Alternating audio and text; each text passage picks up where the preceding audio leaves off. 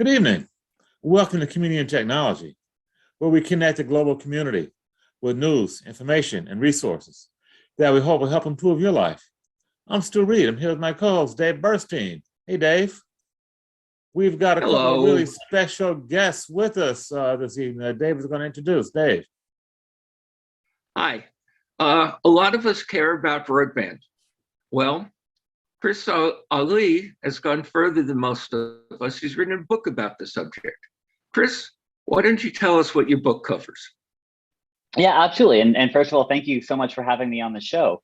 My book is, the title is Farm Fresh Broadband, The Politics of Rural Connectivity, and it came out in September 2021. So it itself is quite fresh, to give a little plug there. And the book is about policies and subsidies and regulations to getting broadband to rural communities. But it's about the larger question of how is it that we've been subsidizing and funding broadband in rural communities for the better part of a decade, and yet the digital divide has not been closed. In fact, we know it has not been closed because the infrastructure bill is just spending $65 billion on more broadband deployment. So what has happened? And what I argue in the book what has happened is that an abundance of politics have happened to get in the way of federal money and consumer money going towards meaningful connectivity, meaningful, high quality, affordable connectivity in rural areas. And so it's a lot of policy, but it's also a lot of human stories. And so my hound dog Tuna and I drove across the Midwest in the summer of 2018, talking to anyone and everyone who would talk to us about rural broadband and experiences in rural communities around connectivity. And we spent a lot of time in Rock County, Minnesota, chronicling their attempts to bring fiber to 99% of the county, their successful attempt, I should say, to bring fiber to the home to 99% of the county, which with the help of a telephone cooperative in South Dakota. So it's both, I like to think of the book as both a success story in the success of local communities to connect themselves, and a story of failure in the sense of a failure of federal policies to make it easier for these local communities. Okay. Now, you got a university post, but I forget what your title was. I am an associate professor in the Department of Media Studies at the University of Virginia. Okay. Now, we're going to bring somebody who may have just felt strongly offended because he's one of the most effective politicians in broadband in Washington. Mike Romano has been doing this, I think, since I started covering it 20 years ago. He represents 750 smaller phone companies, directs their policy work, has been in the middle of everything in broadband. And I invited him, not necessarily because I need to hear all sides of the opinion like Washington wants to do, but because he actually has been saying some very sensible things recently on his Twitter. Mike, what's your official title and what are you working on these days? Dave and Stu, thank you for having me. I'm, like Chris, excited to be here. So my title is Senior Vice President of Industry Affairs and Business Development for NTCA, the Rural Broadband Association, which basically means I head up the policy team over here. I appreciate your kind words about my Twitter feed. It's hard to fit things into 280 characters that make sense to anyone. So that's fantastic to hear they resonate to some degree. Look, we're focused on making sure that I think that the success stories that Chris covers in his book, a lot of those come out of the local presence of our members in rural America. I really think of this as a rural divide. And I feel like the last 10 to 20 years, I've spent a lot of time basically trying to say, look, if you just looked at these guys over here and what they did and replicated that, you would do so much better and we wouldn't be in the situation we're in today. Obviously, there are a lot of twists and turns to this. It's not as quite straightforward as that, of course. There are politics involved, as Chris notes as well. But trying to convey that story and point to the success stories as models for what can be done and what should be replicated, tailored for then the individual local community in question is really what I've been trying to emphasize for the last several years, last 10, 20 years, if you will. And let me introduce Stu Reid, who's host of the show, because our guests don't know his background. I met Stu about 25 years ago when he was building community networks in the South Bronx. He's doing a lot of work in Harlem still. He's central to the New York City program that's supposed to bring more broadband to more people. So he also is somebody who's done this for a long time. Stu, Is it fair if I call you a true expert on community broadband? Well, Yes, it is. Don't be so modest. Yes. Okay, and Let me just qualify that. I've been working with the communities, and in my mind, it's the people themselves that are the experts. And that's one of the things that I've learned, along with have a couple partners in our whole initiative. We have something that we call the Digital Divide Partners that we've been operating for about 10, 15 years now. And we have partnered with local communities, local anchor institutions, and very especially local resident associations in public housing. And we have learned from them. The residents have come to us to talk about the problems that they had and can we help solve them. I got folks loitering in the lobby of my building and accosting some of the senior citizens. Is there anything you can do? Sure. We can put in cameras that enable residents themselves to monitor what's going on. We did that initially about 15 years ago, again, at the prompting of a resident leader. And it kind of transformed itself into something that they named the Virtual Tenant Patrol. They used to have folks sitting in the lobby, kind of looking out for any suspicious activity, mostly senior citizens, mostly elder women. And if they saw something bad going on, what the heck were they going to do? Who are they going to call? So we, along working with the residents, transformed that whole setup to something where the residents themselves could monitor what's going on. And what we found was that when grandma and auntie and sister, et cetera, are actually looking at the cameras, the knuckleheads take the nonsense somewhere else.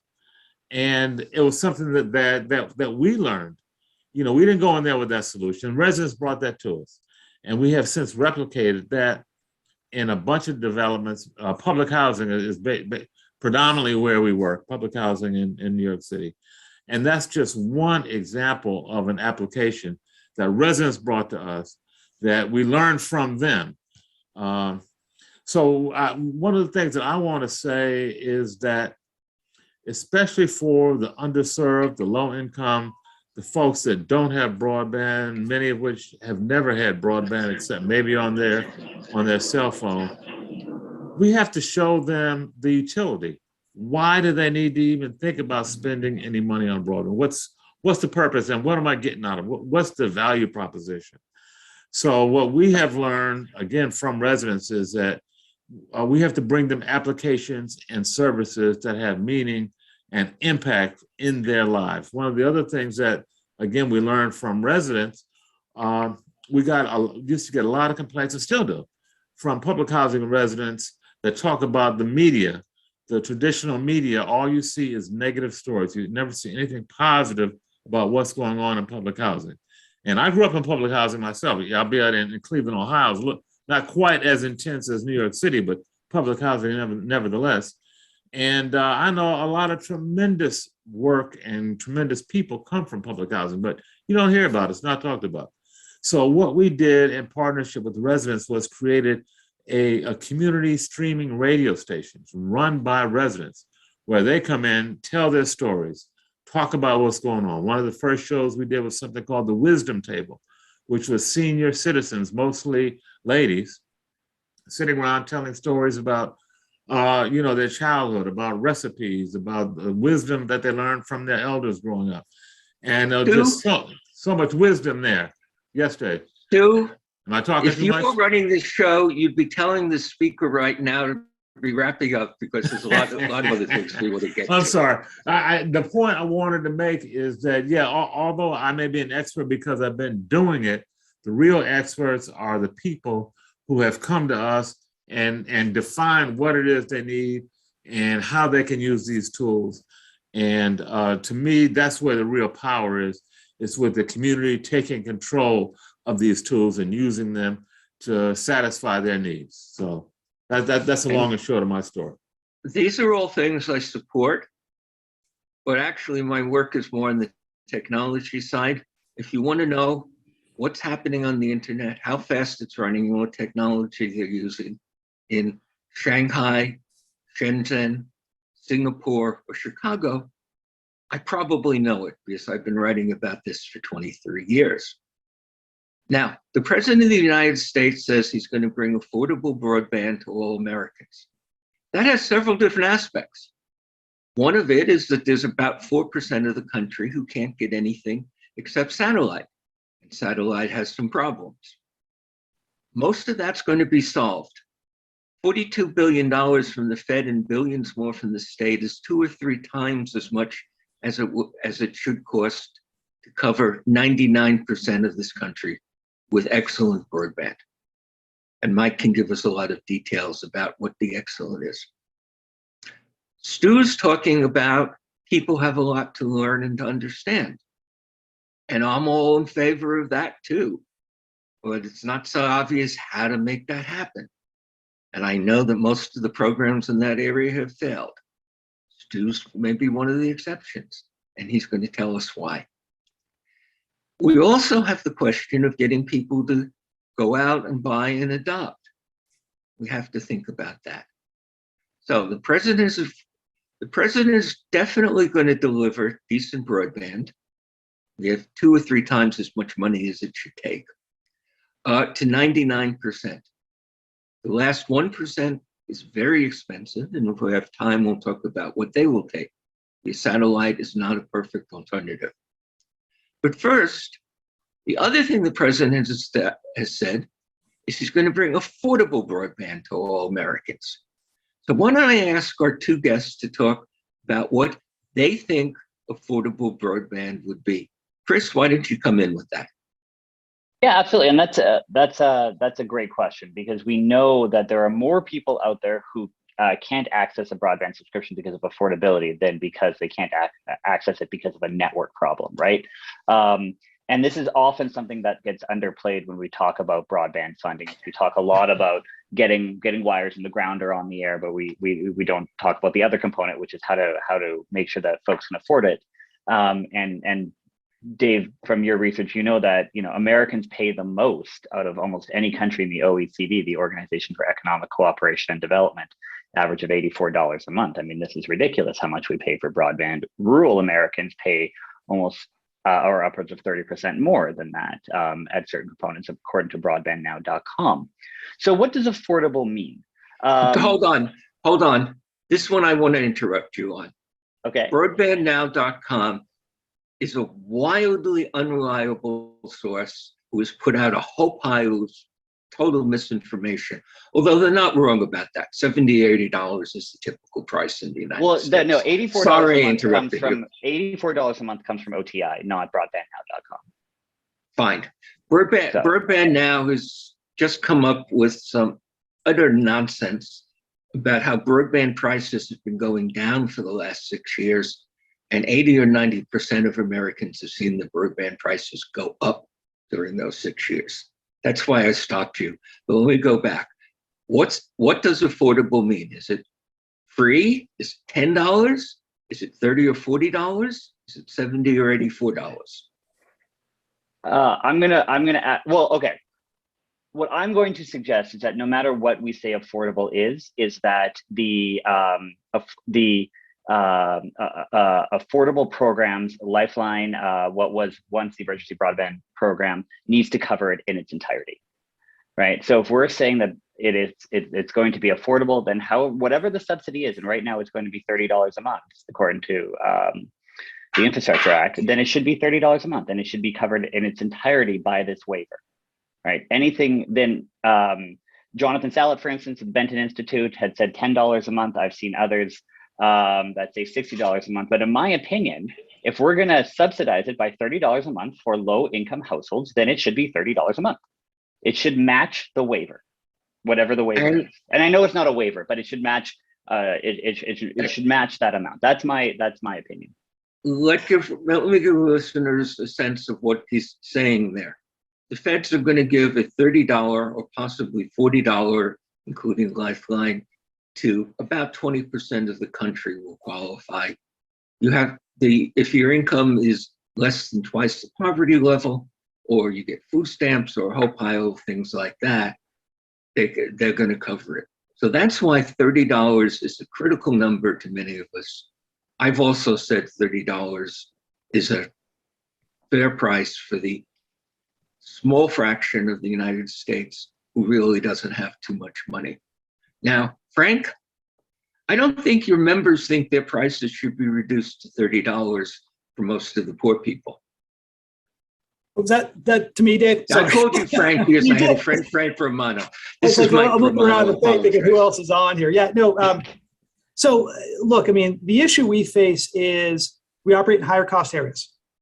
So, and I always come at this, and this is something that's even a lot of policymakers don't fully understand the interplay of the various programs they've got out there. So the high cost universal service program is sort of the foundational keystone of what happens in rural areas. It helps to get the networks built, but it also helps with affordability, and that's often lost. The goal of the high cost program is to ensure reasonably comparable services at reasonably comparable rates. That's the wording in the Communications Act. So, but what does reasonably comparable mean? What it means under FCC rules that have been in place for almost 25 years now is a formula that sets the average rural rate higher than the average urban rate. So in other words, the subsidy that's set for operating in a rural high cost area presumes that you are going to charge $10, $15 more a month to a rural consumer, any rural consumer, low income, high income, whatever it is, than the average urban consumer.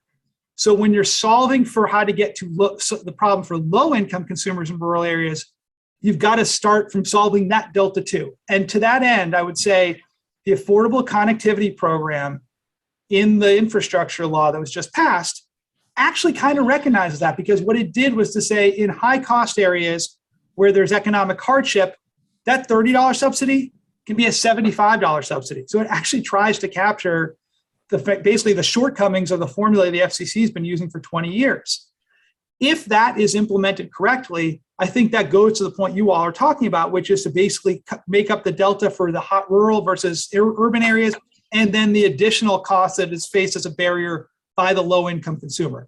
So yes, I think it would be very difficult, given that we don't get subsidized for the full amount, supported for the full amount, to say we could charge $30, since the FCC's rules by definition say we're only going to give you enough to charge this. But if we can get that $75 subsidy level for ACP, the Affordable Connectivity Program, done right, that could get to a point where it's similar to what you all are talking about. Yeah. First, I also think, if I could jump in here, the other question, and this is something we often don't talk about in the same breath as rural connectivity, is of course tribal connectivity. We had in the emergency broadband benefit program, tribal connectivity was subsidized at, I want to say, $75 a month, and that got reduced to $30 a month. Chris, Mike, I was just about to ask Mike about that one, because what Mike was saying, he was saying some rural areas are more expensive, we get a higher subsidy. No, I recognize that, but tribal's even more expensive, right? And so I'm with you. We need a I'm with you, but hold on a minute. Mike, the Yes. $75 you think is the right price. Who qualifies for that in the current ACP program?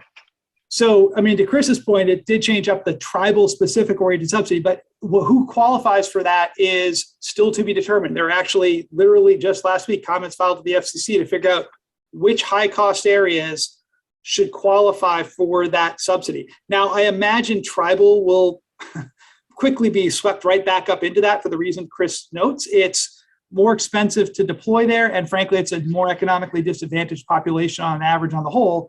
So I imagine those areas will quickly get brought right back up to $75. There will then be the additional question of what other rural areas might qualify. And my point is that in a lot of places where the FCC finds it's necessary to provide high cost support, they are literally subsidizing to a higher rate for every rural consumer. So you have to have a higher low income subsidy to solve for that for those low income consumers in those areas.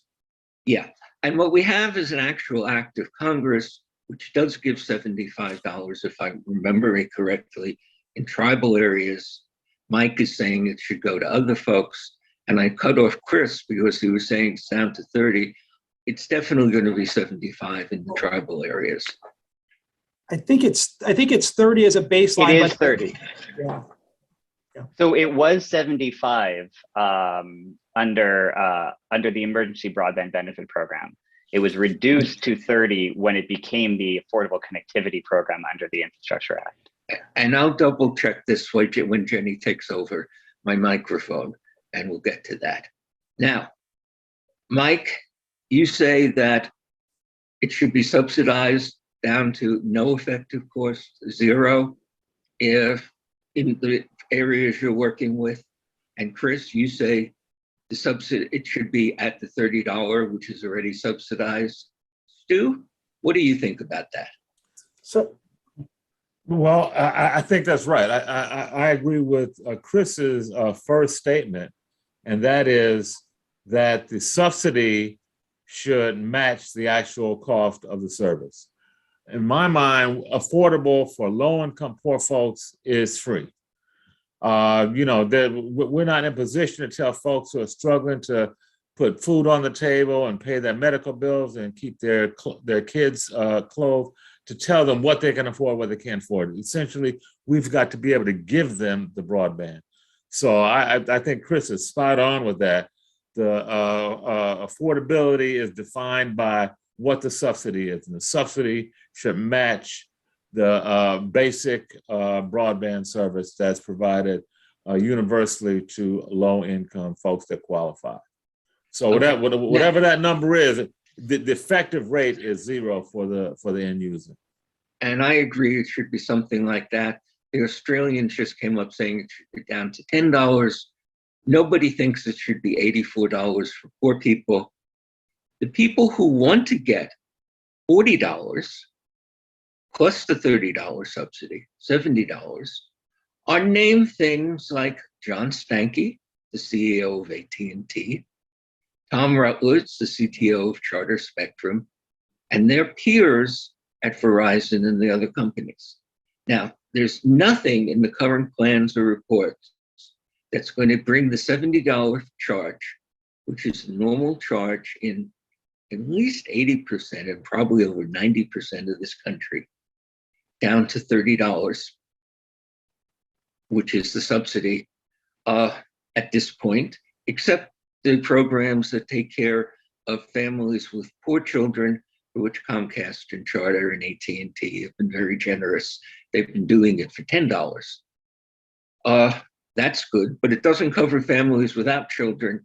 And de facto, when you look at the terms, it doesn't cover older folks. So that means that in at least 20% and possibly 70% of this country, it's going to cost about $40 unless something changes. And we just had 4 of us on this show say it should change, and we can get to that. But let me bring up a second question, and then we have to take a break. After the break, I'm going to let Jenny take the mic, talking, because one of the big issues is obviously a lot of people don't understand what to do with their computer. And that's a problem. And that's being talked of as education and digital equity and so on. And Jenny is going to lead that discussion. But let's, before we go to the break, talk about the one other problem. We've been talking about 99% of the country. 1% of the country, or 44 hundredths of 1%, which was the number the Broadband plan came to, is very expensive to serve. Most of the rural areas are not that expensive. They can be covered with the kinds of money that's available. But Ohio, I think it was, just provided a $40,000 per home subsidy. I agree that subsidizing $3,000 per home, and I'm sure there's a lot of people who think we should take the subsidy up to $10,000. But the question is, where it costs $40,000 or $100,000 or even $15,000, should we be using taxpayer money to cover that? Or we should say those people should live with satellite, which frankly is not that bad today. Starlink works, although it doesn't work as well as we'd want it to. Chris, why don't you speak to that quickly? And because I want to get Mike in, because he's had a lot to say. Holy smokes. I mean, that's a great question. And I feel it's a double-edged sword. it goes down to what do we mean by universal service? Does universal service mean most, or does universal service mean all? I'm inclined to say that universal service means all. There's going to be people where it is hard to reach. We all know this, right? We can work on different Actually, approaches. that's not true, Chris. There are very few places you can't reach with the existing things or the Starlink satellite, and 2 or 3 other satellites are going to be up there. It's just as expensive, and it's not doing as good a job as you could do with fiber. Well, there's also people who don't want it, right? And if they don't want it, that's not going to be us. The question then becomes, for those who want it, do we not have an obligation to serve them, right? That to me is the question. And that to me is like, yes, we do. If they want it, and if we've said that this is a universal service, which Congress has, then we are under an obligation to make sure that they are served. And Mike is the one who's been saying a lot about why the satellite, which does give universal service now, is not the right solution, even for the last few. I think that's what his opinion is, but let me not put words in his house. Mike, what should we be doing about the most expensive 1%? And so why? I'll pick up on a point Chris made, because I think it's accurate. It's how we define universal service. And I would turn that right back on the affordability discussion we just had. There are some people who might be able to afford $10 or $20. Why would you give them the service for free? It's because we think that we want to get as much adoption as possible. So too in the hardest to reach areas, why would you say to a few people, we're going to cut you off and stop you at a certain, just because you're a certain percentage or a certain cost threshold? And let me say, Dave, that's just this very simple sort of dichotomy I make. Realistically, practically, I guess the way I would approach this is this. This is an unprecedented, once in a generation, once in history type of investment in broadband infrastructure. If we should, before flying the white flag and surrendering on reaching folks, what we should do first is try to see how far that goes. When we get to the remainder, let's see what's left to solve for that. But let's not fly the white flag first. If Ohio had enough budget, it felt, to give a $40,000 award, I don't know the circumstances of that one individually, but if it felt that it had the ability to do that within the money it had allocated for broadband, and it wasn't denying it to somewhere else, then make that award. If it feels that it doesn't have enough money to do it, then it has to choose among qualifying projects, then issue the awards to those qualifying projects. Get fiber out there as far as you can to achieve that mission of universal service. And that's then 99%. Okay, sure. Well, right. Okay, maybe that is 1%'s the question. Well, so for the 1%, I think you try to go as far as you can. Maybe it's not 1%. Maybe it's a 0.5% that you fail to get to, or a 0.25%. Maybe it's 1.5%. I don't know. But the point is to let this process go as far as it can before you basically say, for anybody who didn't get it this time around, we're going to have to solve through alternative technologies at that point. Going in up front with the presumption that you're going to solve with alternative technologies, you don't know where that 1% necessarily falls. You don't know how providers are going to structure their projects. I mean, communities may find a way to bring their average cost down per line, per location, by building the structure of their project in such a way that it actually makes sense and gets it under $10,000, because that $140,000 location. There really are places that are going to be that expensive. Yeah. I don't know if it's 1/4% or 1/2%. Yeah. I doubt it's a full 1%, but it's a big issue, because it turns out when you run the numbers, the places that cost $40,000 and $100,000 are an enormous part of the cost if you're going to bring them fiber. And if you go by satellite to them, you have to deal with the cost of the satellite, which has now just gone up to $110 a month, which is ridiculous. And you have to deal with the fact that it is not as good as we want to give, which is established as 100 down, 20 up. Starlink gets that for most places, but it doesn't get it for everybody. I think of it as 50-10 as a minimum. And is that good enough? That's something people will have opinions. But we have to stop and take a musical break. Stu, take it over. Thank you, Dave. This is WHCR 90.3 FM, the voice of Harlem. You're listening to Community and Technology with Dave Burstein, Stu Reid. Special guests, Mike Romano and Christopher Ali. We're going to take a brief break and be right back. Stay tuned.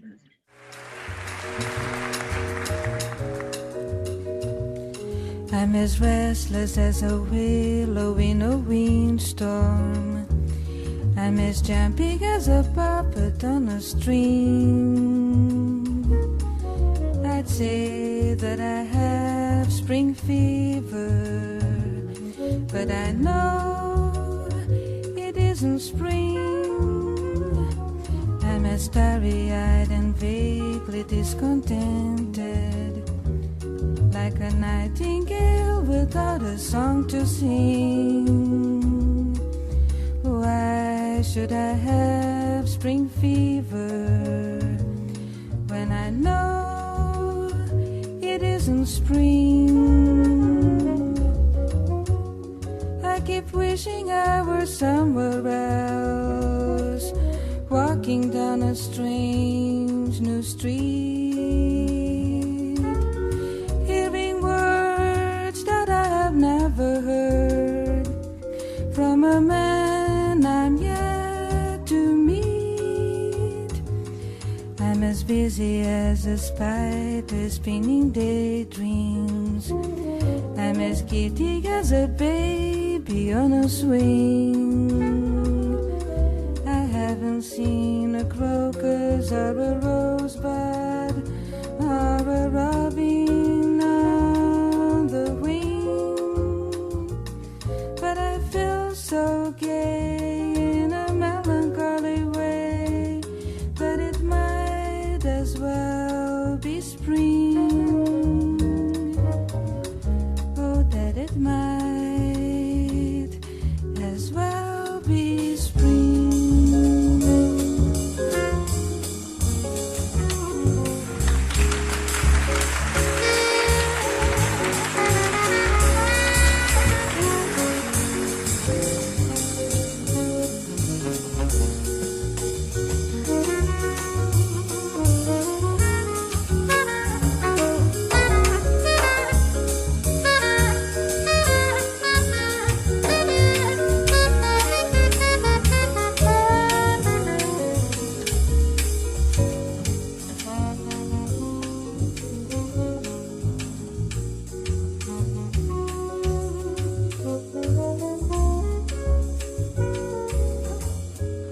I keep wishing I were somewhere else, walking down a strange new street, hearing words that I have never heard from a man I'm yet to meet.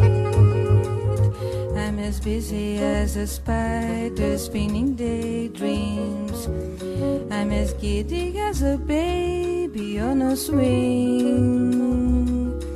I haven't seen a crocus or a rosebud or a robin on the wing, but I feel so gay in a melancholy way that it might as well be spring. Oh, that it might as well be spring.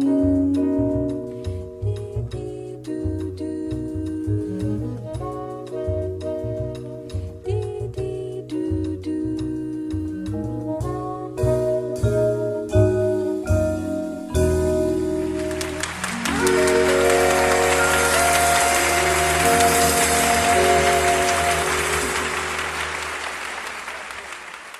We're back. Community and Technology. Dave Burstein, Stu Reid, special guest, Mike Romano, Chris Ali. Before the break, we were talking about high-cost broadband in rural areas and how we're going to solve that problem. Dave, I'm going to throw it back to you. I know you probably have some follow-on questions for Mike as we're talking about satellite connectivity. That is one solution that we think works in some of these remote areas. Dave, please unmute your mic.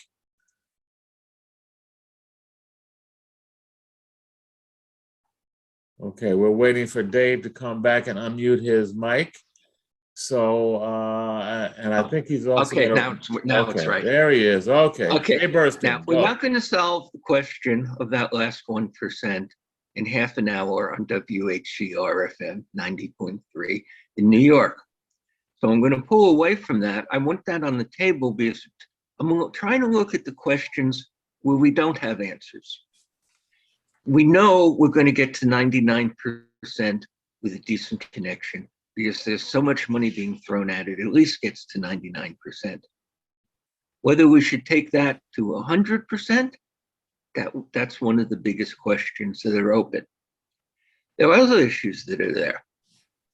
We know that many people don't know how to use the internet. And that's a problem to get the benefits of the internet to people. Many others don't understand why they would want to.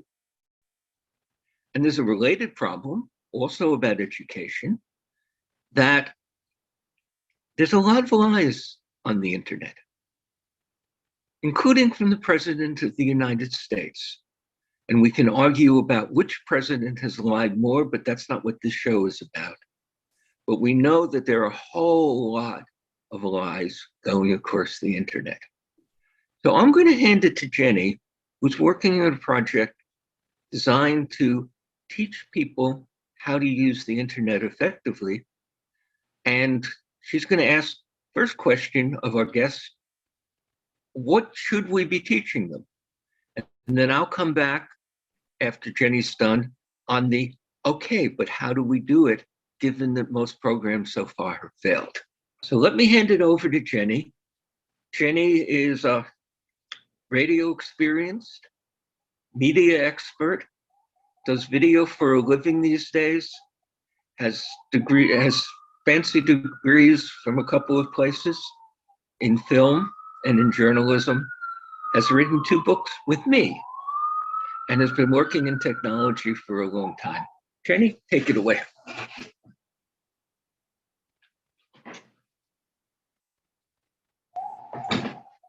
Hello, everyone. Hey, Jenny, welcome to Community and Technology. Good to see you. Thank you. Thanks. You know, I'm really struck listening to you gentlemen talking, all 4 of you, how abstract the conversation got. And I want to bring it back to where we started with you, Stu, talking about why we need it and why even those people who may think they don't want broadband should have access to it. And I'll take a simple example to begin with. During the pandemic, healthcare providers made quite a substantial concession. And that is that they agreed to provide telemedicine to people who have healthcare coverage without a copay cost. So this is mental health services, counseling, and televisits with your doctor. Right? And this alone would make a difference for many, many Americans, because we're talking about, I don't know what you guys copays are on your medical services. Mine are $40 a pop. It adds up when you have several during 1 week, because now physical therapy is even available over broadband. So when we look at the practical needs that are met by broadband, I think it changes the conversation. It not only changes the conversation with the consumers, it changes the conversation with those politicians who have to support and finance these programs, because politicians are, oh, there's a dog. The politicians are very attentive to their constituencies. What I'd like to ask about is when we talk about that 1% who are not connected, who someone said earlier may not even want it, or perhaps may not know they want broadband. We're talking in large part about older Americans, elderly people. Almost every young person has access to broadband on their telephones now that many phones have 5G connectivity. But that's not true of older Americans. And so my question is, what service would you provide to help to make broadband not only accessible, but safe for older Americans to use? I'll go first, I guess. So we come at this from the perspective of representing about 850 small community-based providers around the country. Mm-hmm. And they're in rural areas that have, typically have older populations. That's a real sort of demographic challenge in many rural areas, is how to essentially attract and retain younger people and have them come back to the communities after they've perhaps moved to cities or gone to school for a while. Mm-hmm. We just recently did a white paper that I would encourage people to look at called Rural Imperatives in Broadband Adoption and Digital Inclusion. And in that paper, under our Smart Rural Communities umbrella, the line that sticks out to me is, if you've been to one rural place, you've been to one rural place. That the challenges are so dynamically different, even though you could say, well, it's an elderly population, so you should have a playbook to address this. The thing we found is that a localized community-driven decision, and I know that this is a group that's big on community-driven decisions, that Stu's point resonated early on, is critical. To know in your community, is it going to be access to local high school sports games? Is it going to be access to crop pricing? I mean, what is it that is going to drive relevance to that community in terms of helping them stay safe and educated on sort of the use of their service? This too is something where a local presence is critical. The ability to have them, this is harder during the pandemic, but still it was managed, have them come into the office. These people have local offices where they still come to pay the bills, actually. It's that sort of old school in some respects. And can get trained on it, learn from it, have text explained to them. These are telephone companies and internet companies and cooperatives that are their neighbors and friends and family. So that sort of trusted resource, offering a localized opportunity to learn that is tailored to the audience in question, rather than a playbook from on high that's how do you address this demographic? In our experience, that's the critical piece of it. And I would commend people to go look at that white paper we just did under our Smart Rural Community umbrella, because I think that contains some more specific suggestions about how to slice and dice. I think that's really great. What I'm really interested in is specific examples. You talk about how individualized these things are, from crop pricing to local sports. But I think there are some really key issues that go across the board. One is community and connecting with other people in the community, so that when there are inequities and there are problems in a community, there is a place for people to bring their concerns.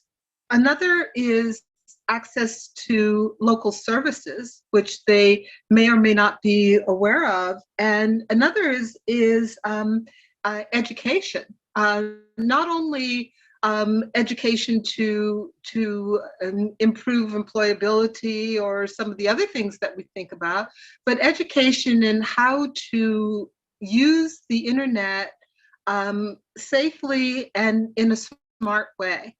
I'll give you an example. I recently went out to Denver to clear out my father's house because we were getting ready to sell it. And someone suggested that I sell some of the furniture and the things that were in the house on Facebook Marketplace.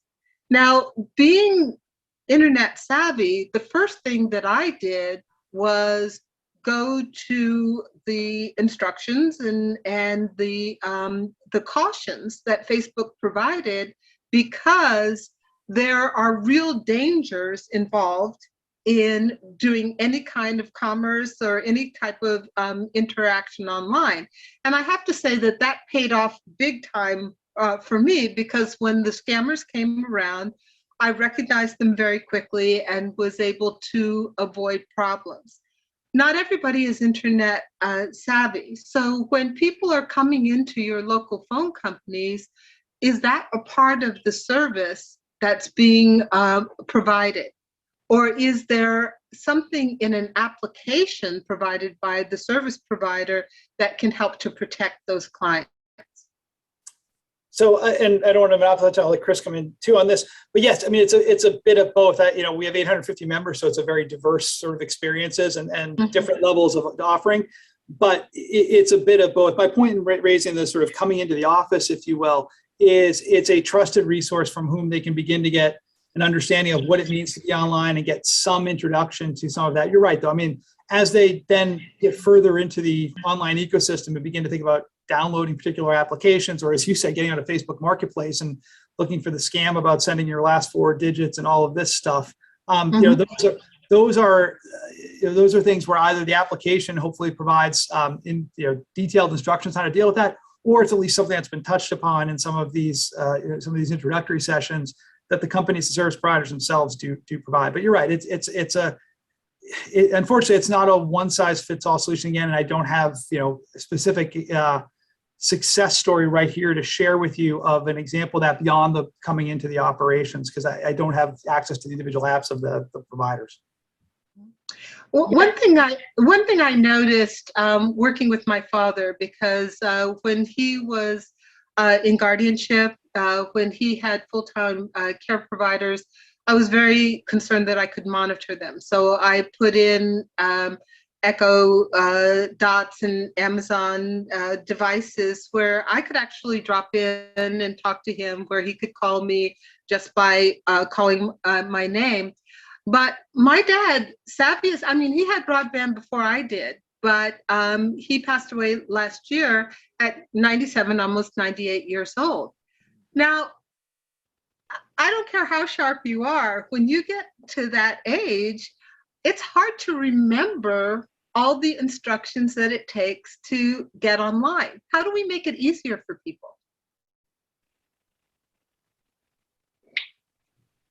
I mean, I'm not a technologist. I'll just back this up by saying, so I'm not gonna make recommendations for like how to actually interface. But I think what we can do is make programs more accessible to these folks. So for instance, libraries have become the heroes of connectivity and the heroes of digital literacy, right? Not only during the pandemic when they expanded their wireless into the parking lots, right? But to actually as training centers. And I write about a library in Rock County, Minnesota that works exactly with the folks. I agree. I mean, like it's hard for even, for me to keep up with all the different technologies and how to use all the different streaming services I'm expected to use, right? So let alone someone who's not as digitally native. But I think that by having these permanent programs in place at libraries, at community centers, I was just reading this great piece on CNET that they were working with Meals on Wheels, where the driver was trained as a mentor to help the elderly client work with them on digital technology. Imagine if if you were getting Meals on Wheels and once a week or once a day, you got just a little bit of help with your technology. I mean, so the thing is, I think what we're seeing is that digital literacy, digital learning is not a one-stop shop. It's not like you take your class and then you're done with the whole thing. It is an iterative, lifelong process. And let's make sure that these programs are funded for the life cycle, right? And let's make sure that no matter what, that on whatever day you can go to the YMCA, or that Meals on Wheels will come to you, or that the local library will have these programs always funded if you ever need to check in. And I think it's that kind of long-term thinking, because it's not going to be the flash in the pan, one course you're done, one connectivity you're done. This is going to take some long-term thinking. And if I can just pick up on that point, Chris makes a really good point. I'm going to take off the rural hat, put on a broader public policy hat. His point about it being replicable and having this be sort of systematic is really critical, because for as much as I love our providers, they're not everywhere. And so what are you going to do in those communities where you don't have that local presence in the form of the provider itself? It's a larger national or regional provider. What are you going to do? And so I think to Chris's point, looking to libraries, looking to anchor institutions to fill that role, and giving them the resources they need to do that is going to be a critical piece. Because not every community is the same, and not every community has a local presence like that. So you're going to have to create one systematically in other places. We're also seeing an increase in not only healthcare services, but legal services. being provided through the internet. And that for people who have difficulty traveling or don't have access to travel to the courts and to do the research that they need for their legal needs, this could be a wonderful opportunity. But the question is, do the people who need to know about these services know about them? I'll give you another example. I have a girlfriend out in Colorado. She's a grandmother. And when I went to visit her, she was taking care of her grandson every afternoon. So they gave him a really poor quality little computer. And they gave her broadband services. I believe they pay $15 a month because she has a child who's in school that's using those services. She said, well, it's broken. It just doesn't work, right? And I wanted to show her something online, so I dug in to see what the problem was. It was a simple password problem, that they'd given them two different passwords for two different purposes, and they gotten them confused. It had been months that they didn't have access to that service over something simple. And so I'm wondering, as the services and the opportunities provided by broadband get more pervasive, can we make it the responsibility of some of those service providers to make it easier, not just cheaper, but easier for people to utilize these services? So this one's going to be a harder nut to crack, right? Because as a broadband provider, I'm providing you with a platform to do any number of things of your choosing. So, I mean, I could tell you about all of the things that are out there that you could do with it. I could give you examples of it. I could share, if a legal services organization wants to make itself available online, I could share information about that to the extent that they notify me that their services are available. But when it comes to the individual applications, this is a little bit what I was getting at earlier with, not knowing what's in all these applications. I don't know what's involved in getting into a specific legal services organization. Telemedicine. Telemedicine is a huge example, right? And there's been a lot of improvements in that in the past several years, especially in rural areas where it's 2 hours to a doctor's office sometimes, or a medical clinic that really can see you. Broadband is a game changer. But I'm not going to know about the relationship you might have as a person with that medical clinic or your need to go there. All I can tell you is you've got the best whiz-bang broadband connection you can get. You've got gigabit level service that could allow you to exchange real-time imagery if your doctor wants to do it. But in terms of going beyond that, I don't know I appreciate the sentiment in your question. I just think it's hard to put broadband providers in that position, because the whole point of what we're doing is enabling people to access anything they want in the world. We can help try to make those connections known, but in terms of actually then streamlining how you sign into Teladoc or sign into a legal services organization, that's going to be something that I just don't know how providers can insert themselves into that process more specifically. Hey, Jenny, we've got about a minute and a half, 2 minutes left. So can you? I'm going to turn it back over to Dave, and I thank you for your responses to these questions. But I think it's a bigger issue that we really need to think about. How do we make it safe and easy? Thank you. Critical. Thank you, Jenny. Those are some really critical, important points. Thanks for coming on the show. Okay, we're almost out of time. I think we've just heard the dreams and the problems, but we haven't heard of the answers. Clearly, it would be great if everybody was digitally literate, knew how to use the computer and work it. That doesn't mean that having some bureaucrat get on the radio and say, oh, the computer can do wonderful things for you and you have to get broadband. 9 out of 10 of the programs to do education, digital literacy, and so on, have been middle-class people, experts, who had no substance that gave them the connection that you guys have been just talking about. The results have been terrible when you start looking at them. That's one of the issues that everybody in Washington is trying to avoid. What to do about the 1%? That's an issue that people have been trying to avoid, and so on. These are things that I'm glad to be talking about. Let me introduce one thing that we didn't have time for. Chris is strongly dedicated to having local outfits provide the service. And he talks about why co-ops and so on can be wonderful. I've worked for a few co-ops in my time. I'm all in favor of them, but that's not what the people in Washington making these decisions are planning. In fact, half the grants that are going out already are going to Comcast, Frontier, and the other big companies. So these are all problems that we haven't answered in this show. You've been listening to Mike Romano. Mike, how does somebody reach your organization? www.ntca.org and mromano@ntca.org. We'd love to hear from folks with questions or thoughts. And Chris, what's your book? The book is Farm Fresh Broadband, The Politics of Rural Connectivity with MIT Press, and I can be reached at cali@virginia.edu, and you can find me on Twitter at @Ali_Christopher. Okay, I think we're wrapped up.